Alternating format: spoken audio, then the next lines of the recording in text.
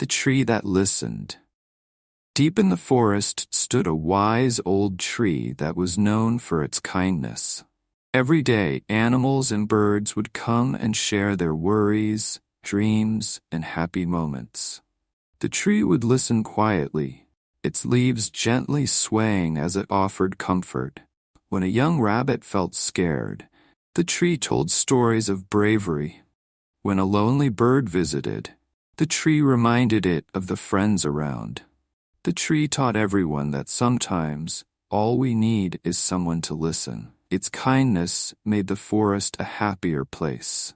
The animals learned to listen to each other, and together they built a community filled with support, friendship, and love.